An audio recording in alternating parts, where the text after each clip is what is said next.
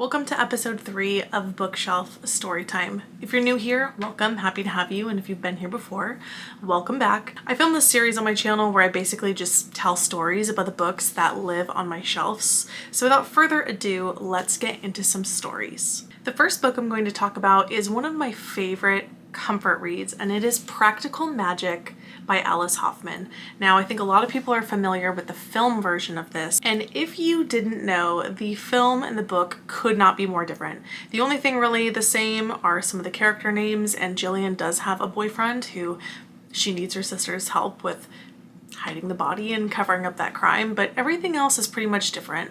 The book takes place in New York, and I would describe it as more of a self-exploration, figuring out what kind of person you are in very uncomfortable or difficult situations, and ultimately finding the magic within yourself and the magic around you. So, love it. But the story that I'm actually going to be sharing today has to do with the film. So I think I grew up like a lot of young girls and loving this movie. It's not a particularly great movie, but it's one of those things where, you know, it's nostalgic. It became a cult classic. And to this day, my cousin and I still message each other anytime we see the movie on TV and we watch it together. Now, this same cousin and I, one weekend when we were very young, for some reason got it in our brains that the only way my aunt would let us rent Practical Magic is if we did something extraordinary.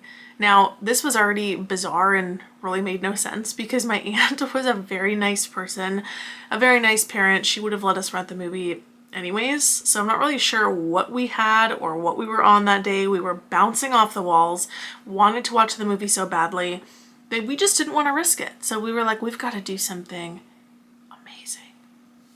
So we decided to clean the guest bathroom. And not just clean, but I mean deep clean to manic insanity. I scrubbed the grout with a toothbrush. We were doing questionable things with bathroom chemicals. I'm pretty sure that we made toxic potions in the bathroom that day.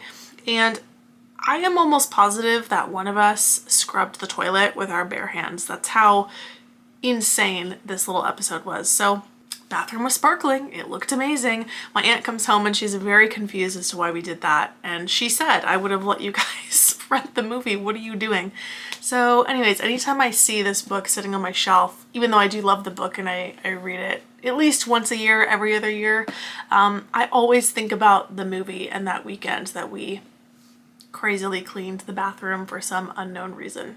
The next book I'm going to share is actually a paperback, and it is Stormfront by Jim Butcher. If you don't know what this is the first book in the Dresden Files series. Now, my dad actually recommended the Dresden Files to me years ago when there were only like 2 or 3 books out, and I don't know why I put off reading it. My dad does have good taste, especially when it comes to book series. But eventually I read it, fell in love with it, of course, so wanted to collect the series. And Jim Butcher is still actively writing in the Dresden Files, so it was an ongoing series, but I wanted to start collecting my own versions. And I fell in love with the mass market paperback covers from Orbit. Now, if you're unfamiliar, Orbit is under Hachette, and Hachette is one of the big 5 publishers in the world. And Orbit is based out of the UK. And I find that the Orbit covers are usually superior to the ones that we have in the US, and this was no exception. These are known as the case file covers, which obviously you can see because it looks like a case file with a blood splatter. The second book in this series is Full Moon, same thing, case file cover, but this one has a scratch in the corner. And I love them because they're simplistic. I think they're a little bit eerie. They're not so kind of in your face. And I think they represent the books really well. If you're unfamiliar with the series, it follows Harry, and he is an adult wizard living in Chicago who helps essentially solve mysteries of the weird, the creepy, etc. So I really love these covers, fell in love with them, started collecting them. But then the death of the mass market paperback happened, and Orbit no longer published this size of books, and then just decided to do away completely with the case file covers in the middle of the series. There is nothing more frustrating to me than that. I understand that they, went away with this size, and that's one thing, but to do away with these covers is a travesty. I mean, it's insane. The covers that we have in the US, which now are essentially the ones that they use in the UK too, are ugly. And I know everyone has different taste, but there are a lot of people like me that collect these ones because the other ones are so egregious looking. They're just very like cheap fiction. It's magic guy on the cover doing something, big bold letters at the top. It just doesn't have the same essence as these. And so now people like me with these are like, what do we do now? Now we're gonna have to purchase the ugly covers and intertwine them with these, or just start all over from the beginning with a different collection with ugly covers. It's very annoying. Orbit, please fix this. I don't care if it's a different size, just bring these covers back. Please. Thank you. The next book I'm going to share I think is an excellent representation of how eclectic my book collection is, and I think that's putting it kindly. I collect some random books, it is true, but there's something so nice about this one. It is The Art of Gift Wrapping. It is literally a vintage book on how to gift wrap, and it has over 130 illustrations showing you different ways to package things, bows, all these different things. And I just think it's so sweet. Like, I don't know, I feel like my grandma would have had a book like this and used it, you know? So even though I pride myself on being a very good gift wrapper, I learned when I was really, really young, I definitely am gonna see if I can pick up some things from this. And I thought initially that I got this at an antique store, but I actually got it from the Las Vegas bookstore. The next book I'm going to share is another paperback, and it is Colson Whitehead's The Intuitionist. Now, I read this book when I was in college, and I remember really not wanting to. I read the synopsis. It said something about elevator inspectors and didn't really seem to have a plot, but I don't know. There was something inside of me, maybe it was intuition, that told me to read it. I was like, you know what? This is a good publisher. They're not going to publish a book about nothing, hopefully. So I read it. Immediately when I finished it, told my mom about it, told everyone who would listen. I said, I don't know who this guy is. His name is Colson Whitehead. He is going to win a Pulitzer. And what do you know? I don't remember if it was his very next novel or if there was one in between, but he did go on to win a Pulitzer with The Underground Railroad, and he also won a Pulitzer for The Nickel Boys. So I feel like most people that are familiar with Whitehead's works, like those are the ones that they've read. The Intuitionist is his first novel, and it is lovely. I don't know if it's still my favorite novel, but I think it holds that spot just because it introduced me to him. He is, I mean, yeah, I would say he's in my top 4 writers of all time. His writing is incredible. It's the kind of writing when I read it where it makes me think I should stop writing because I can't write like him.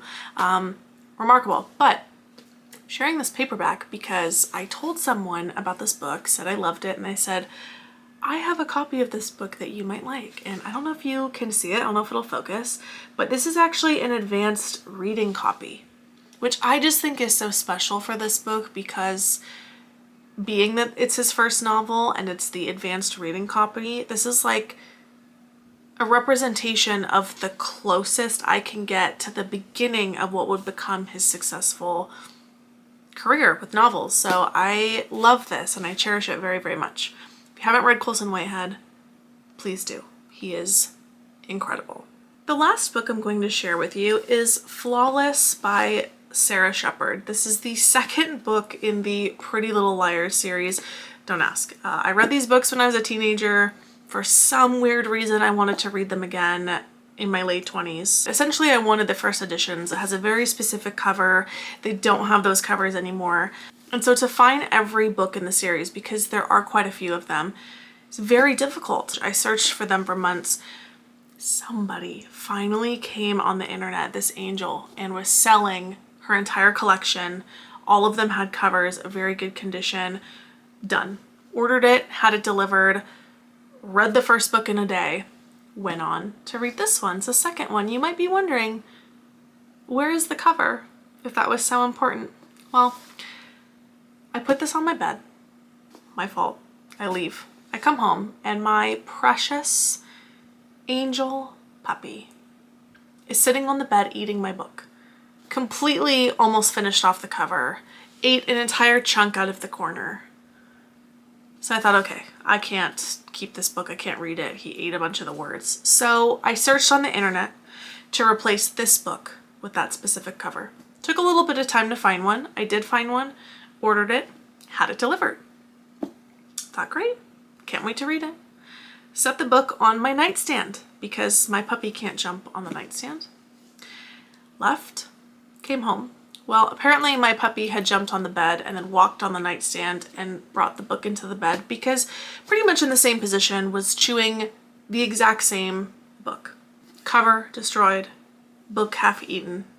So I went a third time to order this book. Same cover, good condition, great, ordered it. Well, it arrived without a cover. I reached out to the seller. They said, oops, I never got my cover. So this book just sits there staring at me every day, reminding me that I do not have this book with the right cover. One day I will get it and I will read this book in a bubble away from my precious puppy. I hope you enjoyed these stories today, and comment down below to let me know if you have any interesting or funny stories about the books that sit on your shelves.